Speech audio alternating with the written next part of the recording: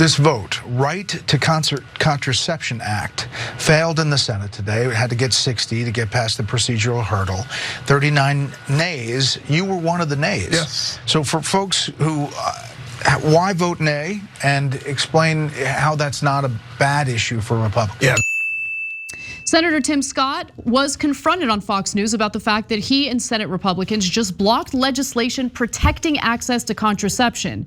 Did we have a good excuse here? Well, let's find out. This is just a shame that the Democrats are willing to try to politicize whether or not women have access to contraceptions. The bottom line is they absolutely do, and that will continue. The question is why Democrats continue to take the most extreme position on abortion in the country. All the Senate Democrats have voted, not talked about, but voted for abortion up until the day of birth. The former Virginia governor, Democrat pediatrician, has suggested even infanticide. I'm not making this up, Brett. These are votes taken in our chamber. That tells me very clearly they're doing every single thing they can to hide from their own voting record. Is there something wrong with his neck? Like, what's going on with that neck? Like, you didn't have to, like, okay, anyway. Tim Scott is not good at this. Why did you vote against legislation that would protect access to birth control? We're not having a conversation about abortion here. And if you're concerned about abortion, Tim Scott, a good way of preventing abortions from happening, even in blue states, is protecting everyone's right to birth control.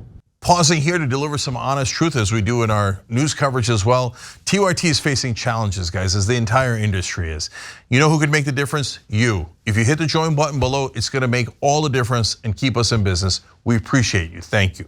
So he used my favorite talking point. Oh, these politicians are trying to politicize this issue. So wait a minute.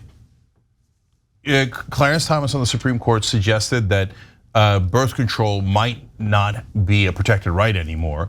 And everybody said, well, hey, if you wanted abortion to be a protected right, you should have passed it through Congress. So they're like, oh, okay, well, since birth control is still legal, but now the Supreme Court's threatening to take away that right, let's make sure that it's legal throughout the country. We're gonna do what we should have done about abortion, but it's okay because 99% of childbearing age women use contraception, so this is a no-brainer. So, but we'll just make sure we protect that right and we'll pass that bill. Tim Scott and the Republicans vote no. And then they say, can you believe they're trying to politicize it? Well, you guys politicized it by voting no. You guys are in politics. Everything you do, every breath you take is politicized. It's such a joke. It's such a dumb argument, and you are not skillful enough to handle that question. That is just the reality of the situation. So that's true, Anna, and he's an absolute liar, which I'll get to in a second too. But there is no answer to why did you vote against birth control? Why did you vote again to say, no, I don't want birth control to be a right in America? Because if it was non-controversial and it wasn't political and they were asking you to vote, like let's say I'm in Congress, they say we're gonna vote on 2 + 2 equals 4. I'd say this is a giant waste of our time, but yes, I'm not gonna vote no, it doesn't equal 4. He says, no, I'm voting against it. I don't want any stupid birth control. Oh no, don't worry, your birth control rights are protected. Wink. He has an indefensible argument because he just voted against the overwhelming majority of the American people, including the overwhelming majority of his own voters. But a small contingent of right-wing religious zealots control that party. So they're like, Tim Scott, go out there and vote against birth control and then pretend that you're not against it. No, he's definitely against it.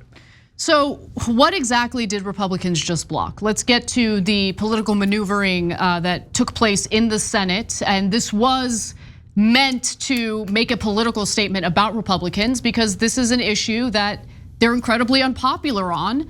And since Democrats are really struggling, they're just gonna keep leaning into reproductive rights over and over again. So the Senate on Wednesday afternoon voted not to advance a bill that would create a federal right to access contraception. The procedural measure, which required 60 votes because of that legislative filibuster, failed as all but 2 Republicans present voted against it.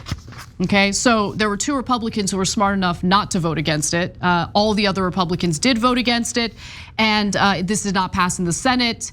And that was really the point. So let's go to the next graphic. The legislation would have prevented states from passing laws that limit access to contraception, including hormonal birth control, intrauterine devices, and other methods that prevent pregnancy. And of course, Democrats did introduce this bill knowing that it would not pass and it would likely fail. But they did it anyway to get Republicans on the record opposing protections for birth control ahead of the elections. It's something they're gonna obviously campaign on. But Republicans, including Tim Scott, say concerns about access to contraception are ridiculous. Let's watch. Why does he do that vote today on contraception? Well, the polls are clear that they are losing this November election. The day of reckoning is November 5th of this year. They're doing anything they can to try to demonize the Republicans as if we're going to do something as ridiculous as he suggests. He's just wrong. He knows it. The American people can see through it, and we'll continue to push the issues that the American people are focused on and give wide access to everything that today is already available. Because there is a real effort by the religious zealots that you're concerned about to literally make it illegal. We know this. Like, he knows this. And by the way, I remember hearing, oh yeah, you don't have to worry about the reversal of Roe v. Wade. You know, these Supreme Court justice nominees, like they already admitted, like they said it on the record during these hearings that they are not gonna try to reverse Roe v. Wade. And then they reversed Roe v. Wade, and there were political consequences for Republicans due to what happened with that reversal, due to the abortion bans in red states. So look, if you guys are going to dismantle reproductive rights in the country, because you're so afraid of the small contingent of religious zealots in your base, then just own it. What are you running from? Why are you afraid? Just own it. Yeah, so guys, our system is 100% broken and dysfunctional. You notice what Anna said in explaining it, and this is what every story says. Democrats are putting this up for a vote even though they know it has no chance of passing. Do you know what percentage of Americans are in favor of birth control being an absolute right? 88%. So we have no chance of passing a bill that 88% of Americans want. No chance of passing. Do we live in a democracy? So in the Senate, it actually got 51 to 39 positive votes, yes votes. Wait, 51 to 39, that's a win, right? No, because of the filibuster, the Republicans filibustered it. And by the way, the Democrats are so incompetent. Make them actually do a live filibuster where they have to talk and talk and talk about how terrible birth control is. Go ahead, I dare you. Go speak out against 88% of the country. But the Democrats are like, oh, the filibuster helps our corporate donors, so we're not gonna make a big deal out of it.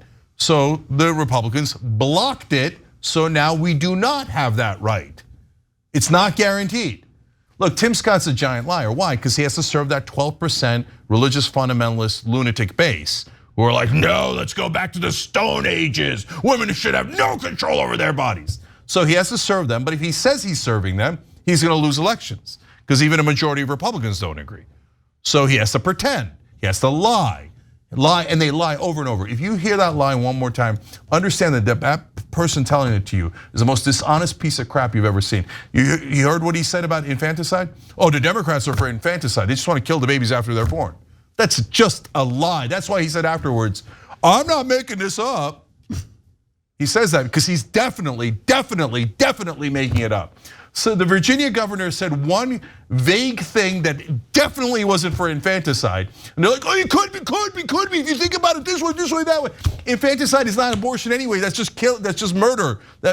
Anyway, Republicans are giant, unbearable liars. As the Democrats do a terrible job, the Republicans are like, oh yeah? You see how terrible and corrupt the Democrats are? We're worse. We'll even take away birth control rights. We'll take away your rights as a woman to control your body. And we'll say the most outrageous lunatic lies. So, okay, there you go. Tim Scott, no wonder he's been considered for VP. A pathological liar like Donald Trump, a person with absolutely no morals like Donald Trump, a scummy politician. And that's why he's at near the top in our system. And to further push back against the notion that birth control isn't under attack, you have Supreme Court Justice Clarence Thomas wanting the Supreme Court to revisit birth control. We have a duty to correct the error established by those precedents, he had said. And that was when the Supreme Court decision overturning Roe v. Wade happened. Justice Clarence Thomas had issued a concurring opinion where he challenged some other precedents, and birth control or protections for birth control was one of them. And by the way, Republicans in at least 17 states have blocked largely Democrat-led attempts to pass laws ensuring the right to birth control since 2022, according to a Washington Post examination of legislation. So if you think that, no, conservatives wouldn't go that far, they would. Yeah. And they've tried. And understand that when a Republican politician tells you that they're for freedom, they're a goddamn liar. They would take away your freedom in a second, especially if you're a woman. If you're a woman, Republicans think you should have no freedom at all. Get back in the kitchen, get back in the bedroom.